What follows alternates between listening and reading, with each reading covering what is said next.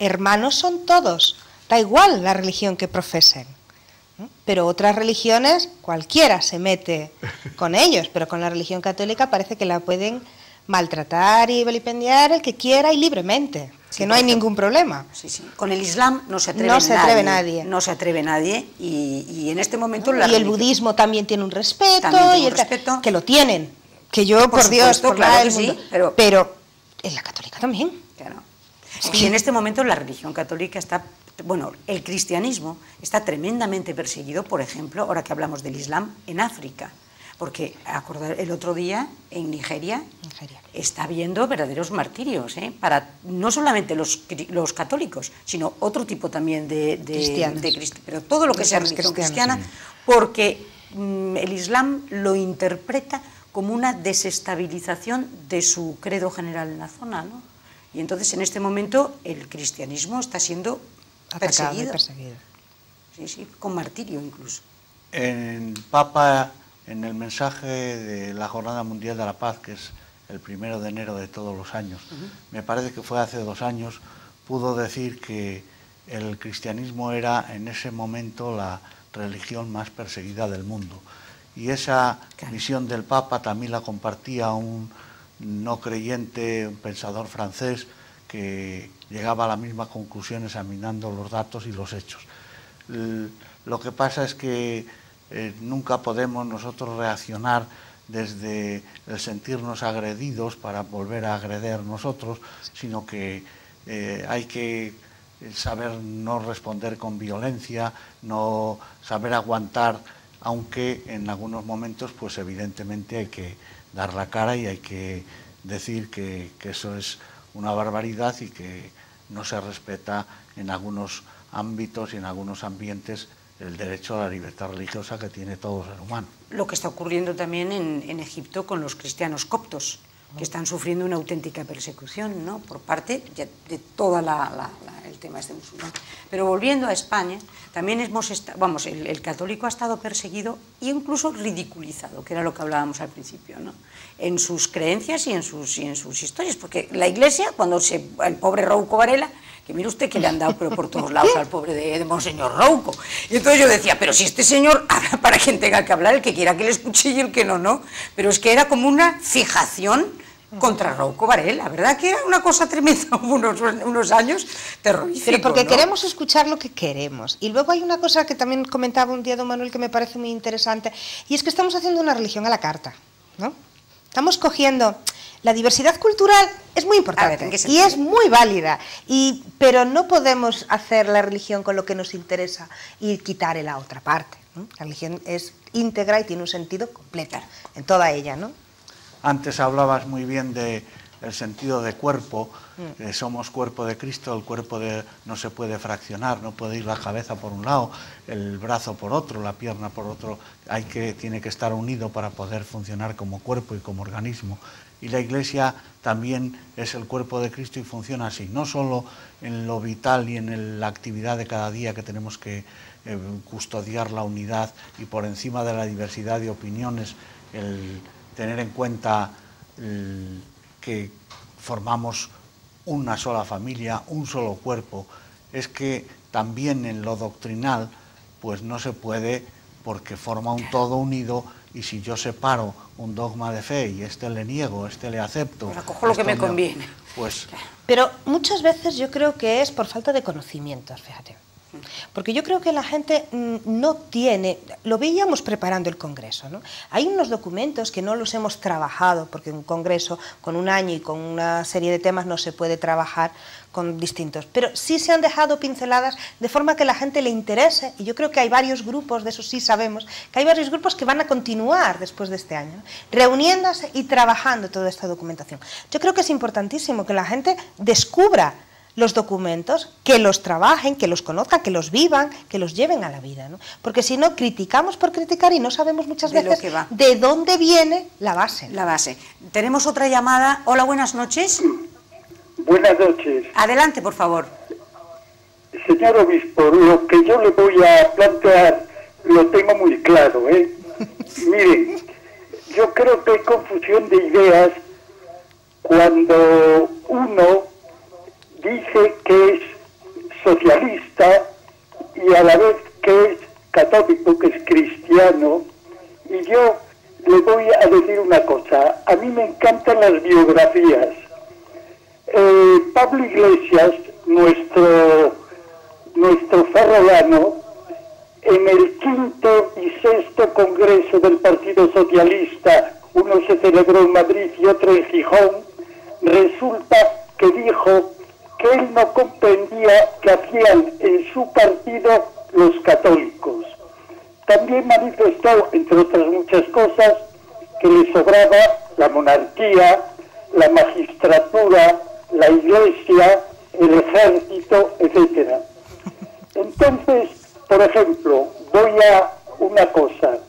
Cuando hubo el problema de la guerra civil, un bando, ya se darán ustedes cuál es, luchaba por la religión, por la familia, por la patria, por el orden, por el trabajo y por la propiedad privada.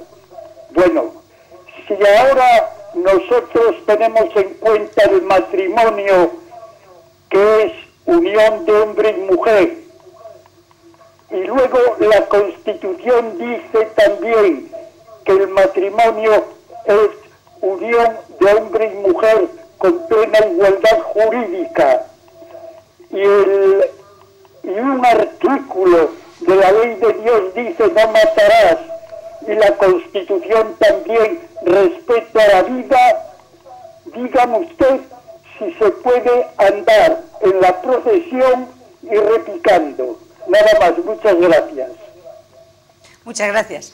Bueno, pues ha planteado muchas cosas que conviene un poco... Todo a su disposición. Tiene las cámaras a su disposición. Voy a comentar algunas cosas porque todas es imposible. Bien.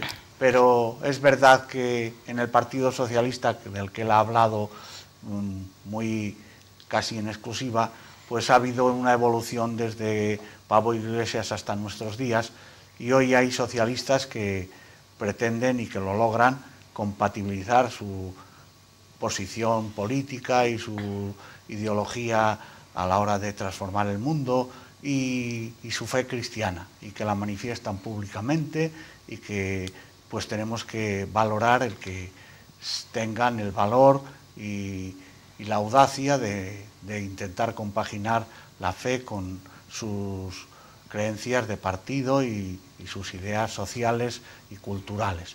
Y luego, pues yo creo que no son tiempos precisamente de confrontación, sino que la situación que estamos ahora mismo viviendo en el orden económico y en el orden de los valores es de tal categoría y de tal magnitud que tenemos que saber sobrepasar pequeñas o grandes diferencias para luchar en común, pues para que la gente tenga lo imprescindible, para que nadie practique el aborto, que es el asesinato de alguien que es débil y que no se puede defender y que es inocente, y que todas estas lacras sociales tratemos de eliminarlas, que haya un puesto de trabajo para todos, especialmente también para los jóvenes o para los mayores que ya les cuesta encontrar mucho su trabajo antes de la jubilación. Tenemos que ir por encima de muchas cosas para poder trabajar en común y poder construir un mundo donde los jóvenes puedan encontrarse a gusto y puedan encontrar un sentido a su vida. Sí. Algo que no, simplemente que yo creo que lo importante no son las siglas, y sinceramente yo personalmente pienso que hoy en día, lo que decía don Manuel, no importan las siglas, lo que importa son los fines, ¿no? Y que el cristiano sí tiene que estar presente y en todos los partidos políticos, aunque solo sea para decir claramente su posición. ¿Cuál es el problema que yo veo realmente? Que si realmente un cristiano está dentro de un partido político, el que sea, no vamos a entrar en siglas, diciendo claramente la posición de la Iglesia o la posición de Cristo, defendiendo la verdad y viviendo en verdad, discúlpeme, pero creo que no va a llegar muy arriba. No. Creo que ese es el verdadero problema, ¿no? Claro, claro. Uno de los temas, justo el tercer tema, era un poco eso, ¿no?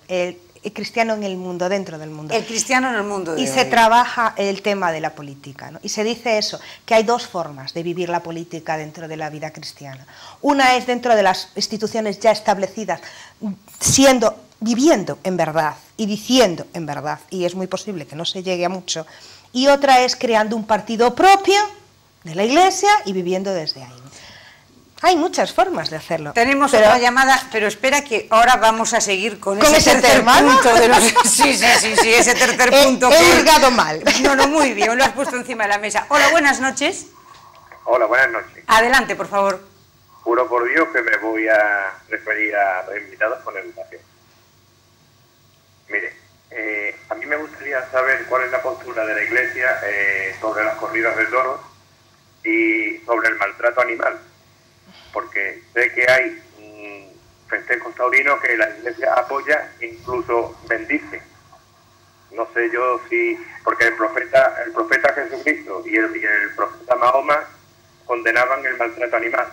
¿Cuál es la postura de la Iglesia? Gracias. Muchas gracias. ¿Me va a perdonar un segundo? Mire, yo le voy a decir una cosa. En el siglo XVII, me parece que fue el Papa...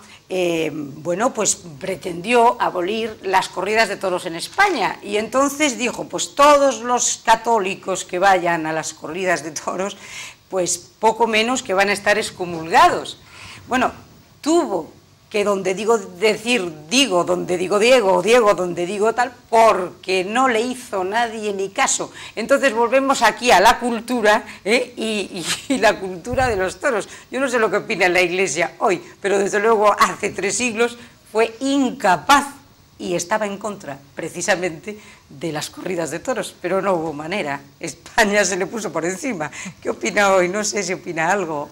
Pues hace falta ver las corridas de toros en toda su compleja realidad. No se trata única y exclusivamente de maltrato de animales, porque si fuera eso única y exclusivamente estaba prohibido, evidentemente.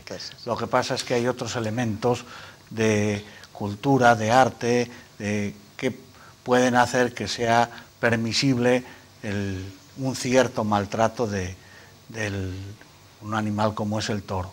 Yo no es que sea especialmente partidario ni refractario de las corridas de toros, pero ahora la presencia de la Iglesia así explícitamente es a través del capellán, que de lo que está pendiente es de poder prestar auxilios espirituales al torero si es que lo necesita. Si llega el problema. De todas formas, que los laicos somos los que vamos a las corridas de toros, ¿no? Claro. Tendremos algo que decir. ¿A qué? ¿Y qué decirnos? Digo que es personal. Sí, totalmente. Cada uno verá si por conciencia ha llegado a discernir esa parte de su fe. Él verá. O sea, me refiero, no es cuestión de que siempre haya una postura general ante todo. Hay una postura más o menos, pero más particular de cada uno. Que al fin de cuentas es el que va y el que actúa en consecuencia de sus actos, ¿no? Que no. También. Sí, y en el tema que decíamos antes, sí, Chus, que tú decías que era el tercer punto de este congreso laico, es el cristiano en el mundo, que es lo fundamental. Sí. ¿Cómo? En un mundo en el que lo que se prima es precisamente, se está primando al pícaro, en el que el bueno, como comentábamos antes cuando empezamos la tertulia, en el que el bueno casi se le llama tonto, en el que tienes que reivindicar derechos, claro, que debería de saber en todos los sentidos, ¿no? O sea, aquí el trepa es el que tiene el aplauso, y a costa de lo que sea, a costa de los compañeros, a costa de engañar, a costa de mentir. Las empresas incluso muchas veces te exigen precisamente el falsear una serie de balances, el falsear una serie de realidades para pues que crezca tu empresa, para que la otra vaya. No importa el que tú tengas que engañar si haces un alzamiento de bienes con tal de beneficiarte tú. ¿Qué es esto? O sea, son una serie de cosas que uno sale de un colegio, por ejemplo, o de una casa donde lo han formado de una determinada manera y se encuentra con un mundo en el que lo que prima es el rata, podríamos decir, el ratilla, ¿no? Y encima se le aplaude, y encima tiene éxito, y encima se le hace hasta la ola. Es un mal papel para el cristiano. ¿Qué pasa? Porque usted decía, padre, hablando del santo que había sido arquitecto y que lo había dejado todo. Sí, Rafael. Pero claro, pero me dejan aquí, contestamos la llamada y me contestan. Adelante.